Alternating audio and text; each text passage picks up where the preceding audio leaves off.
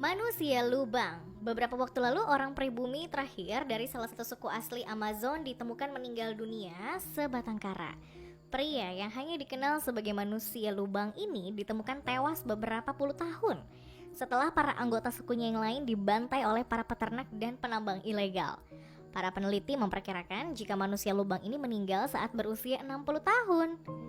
Usai hidup dalam isolasi total selama 26 tahun, pria yang nama aslinya tidak pernah diketahui itu ditemukan sudah tidak bernyawa di tempat tidur gantung, yaitu sebuah gubuk di wilayah adat Tanaru, negara bagian Rondonia di perbatasan dengan Bolivia. Para peneliti mengatakan bahwa sejak kehilangan, semua orang yang dikenalnya manusia lubang itu menolak semua kontak dengan dunia luar dan menghidupi dirinya sendiri dengan berburu serta bercocok tanam. Selain itu, peneliti juga mengatakan jika julukan manusia lubang pada pria ini berasal dari kebiasaannya menggali lubang yang dalam di gubuk yang dibangunnya. Hal tersebut diduga untuk menjebak hewan, tetapi juga untuk bersembunyi di dalamnya. Dikatakan jika pria itu tinggal di wilayah adat yang dikelilingi oleh peternakan sapi luas dan dibayangi dengan ancaman terus-menerus dari penambang serta penebang liar. Meski telah meninggal dunia, otoritas tempat tidak mengungkapkan penyebab kematian pria itu. Mereka mengatakan bahwa tidak ada tanda-tanda kekerasan pada tubuh manusia lubang terakhir itu. Selain itu, mereka juga tidak menemukan bukti adanya kehadiran orang lain di tempat tinggal atau di sekitar manusia lubang itu tinggal. Saat ditemukan, tubuh manusia lubang ini sudah ditutupi oleh bulu dari burung makau. Hal ini memberikan para peneliti pengetahuan jika manusia lubang itu sudah mengetahui kapan ajalnya akan tiba.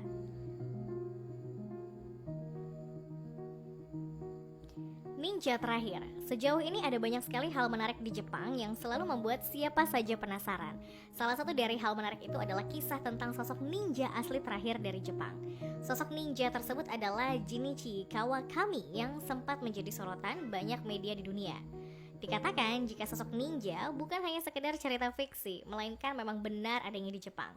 Menurut laporan, Jinichi Kawakami adalah kepala klan band ke-21, yaitu sebuah dinasti mata-mata rahasia yang sudah ada sekitar 500 tahun lalu. Selain itu, Kawakami juga telah dilatih untuk mendengar jarum yang terjatuh di kamar sebelah, menghilang dalam kepulan asap dan mampu memotong tenggorokan korban dari jarak 20 langkah. Meski begitu, ia tidak ingin mewarisi semua keterampilannya tersebut dan memutuskan untuk membiarkan seninya itu mati bersamanya. Hal ini disebabkan karena seni ninja dinilai sudah tidak sesuai dengan zaman modern saat ini. Menurut laporan, Kawakami mulai berlatih seni ninjutsu pada usia 6 tahun, sebelum berlatih di bawah rezim guru Buddhis yakni Masazo Ishida. Untuk meningkatkan konsentrasinya, ia akan menghabiskan berjam-jam menatap lilin yang menyala hingga ia merasa berada di dalamnya. Sedangkan untuk mengasah pendengarannya, Kawakami akan berlatih mendengarkan jarum yang dijatuhkan ke lantai kayu di kamar sebelah. Selain itu, ia juga dilatih untuk menahan panas dan dingin yang ekstrim, serta menjalani hari-hari tanpa makanan atau minum. Dikatakan jika Kawakami sering memanjat dinding, melompat dari ketinggian dan belajar mencampur bahan kimia untuk menyebabkan ledakan dan asap. Meski pelatihan itu terasa sangat sulit dan menyakitkan bagi orang lain, namun hal itu justru sangat berharga bagi Kawakami sendiri. Dikatakan jika pada berusia 19 tahun, Kawakami telah mewarisi gelar masternya bersama dengan rahasia dari gulungan rahasia dan peralatan kuno. Menurutnya, seni ninja terletak pada kekuatan kejutan, bukan kekerasan atau kekuatan luar. Mereka lebih mengeksploitasi kelemahan untuk mengakali lawan yang lebih besar dan lebih kuat sambil mengalihkan perhatian lawan untuk menang. Selain itu, ia juga mengatakan jika kemampuan untuk bersembunyi di tempat yang paling tidak terduga adalah senjata terhebat dari seorang ninja. Saat ini Kawakami fokus mengelola Museum Ninja Iga-ryu di wilayah Iga, Tokyo, dan memulai pekerjaan penelitian di Universitas Mie yang dikelola negara, di mana dia mempelajari sejarah ninja. Selain itu, ia juga telah memutuskan untuk tidak mewariskan ilmunya dan memilih untuk menjadikan dirinya sebagai ninja yang terakhir dari klan band. Manusia Goa. Kisah selanjutnya dari kehidupan manusia terakhir di dunia adalah manusia Goa. Di zaman modern seperti ini, ternyata ada pria China yang justru kembali ke zaman batu. Pria ini bernama Feng Mingshan yang disebut sebagai manusia Goa terakhir. Hal ini dikatakan karena ia telah hidup di dalam gua selama lebih dari 20 tahun terakhir. Untuk memasuki gua tempat tinggalnya, Feng harus memanjat tebing tegak lurus setinggi 50 meter. Dikatakan jika selama ini ia hidup terisolasi dan meninggalkan gaya hidup modern. Selain itu, Feng juga lebih untuk memilih hidup tanpa memiliki pakaian dan selalu mengumpulkan makanan untuk memasak kayu bakar. Menurut sang adik, kakaknya memang tidak suka berkomunikasi dengan orang lain. Karena itulah ia lebih memilih tinggal di goa yang ditemukannya sejak kecil. Saat ini, pihak pemerintah setempat berencana memindahkan Feng ke panti rehabilitasi dan mengajaknya untuk tinggal di sebuah rumah dan berpakaian layaknya manusia normal. Manusia suku Aztec. Kisah selanjutnya dari kehidupan manusia terakhir di dunia adalah sosok manusia terakhir dari suku Aztec bernama Silitzi. Dikatakan jika Silitzi dilahirkan dengan mikrosefali, yaitu gangguan neurodevelopmental yang membuatnya lahir dengan otak dan tengkorak yang luar biasa kecil. Selain itu, pria satu ini juga bertubuh kecil dengan keterbelakangan mental yang berat. Pria yang dianggap sebagai keturunan Aztec terakhir ini hanya memiliki kesadaran anak umur 3 tahun. Hal ini karena ia tidak mampu sepenuhnya merawat dirinya sendiri dan hanya bisa berbicara dalam kata-kata bersuku kata satu, serta hanya bisa membentuk sebuah kalimat sederhana. Namun, ia masih mampu melakukan tugas sederhana dan diyakini mengerti sebagian besar dari apa yang dikatakan kepadanya. Karena ia memiliki suatu reaksi yang sangat cepat dan kemampuan untuk meniru. Mereka yang tahu Silitzi menggambarkannya sebagai anak yang bersemangat, riang, ramah, suka menari, dan menyanyi. Menurut catatan, ia berjalan dengan membungkuk yang membuat tangannya terlihat terlalu panjang. Selain itu, manusia terakhir dari suku Aztec ini juga terlihat kelonggaran dalam sendi dan lututnya sedikit bengkok. Pada tanggal 24 September tahun 1971, tepat pada usia 70 tahun, Silitzi meninggal karena radang paru-paru di Fountain View Convalescent Home.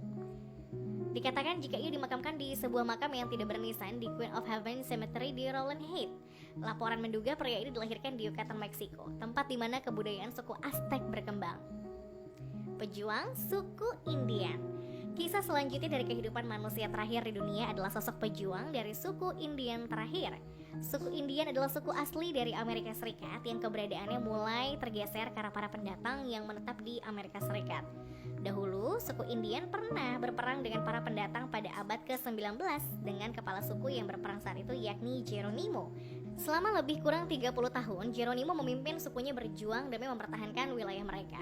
Setelah puluhan tahun bertempur, Geronimo pun menyerah dengan pasukan kolonial Amerika. Aksinya ini membuat Geronimo menjadi peluang suku Indian yang takluk di bawah perlawanan Amerika. Penyerahan yang dilakukan oleh sang pemimpin suku Indian ini mengakhiri masa perang di kawasan tersebut. Karena kekalahan tersebutlah sang pemimpin yakni Geronimo dan suku Indian lainnya diusir dari wilayah tersebut.